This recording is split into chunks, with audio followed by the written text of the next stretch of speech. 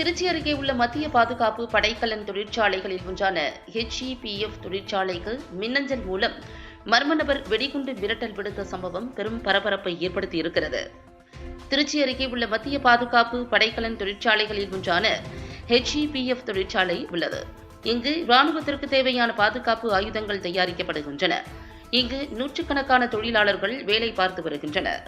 இந்த நிலையில் HEPF தொழிற்சாலைக்கு அலுவலக மின்னஞ்சலில் அலுவலக வளாகத்திற்குள் வெடிகுண்டு வைக்கப்பட்டிருப்பதாகவும் இன்னும் சற்று நேரத்தில் வெடித்து விடும் என தெரிவிக்கப்பட்டுள்ளதாக கூறப்படுகிறது.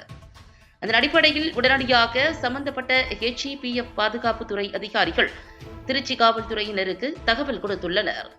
தகவலின் அடிப்படையில் நவல்பட்டு காவல்துறையினர் சம்பவ இடத்திற்கு விரைந்து சென்று பார்வையிட்டு வருவதோடு மேலும் திருச்சியிலிருந்து வெடிகுண்டு நிபுணர்கள் மற்றும் மோப்ப நாய் வரவழைக்கப்பட்டு HEPF தொழிற்சாலை பாதுகாப்புத்துறை ஊழியர்களின் உதவியுடன் சோதனை நடைபெற்று வருகிறது.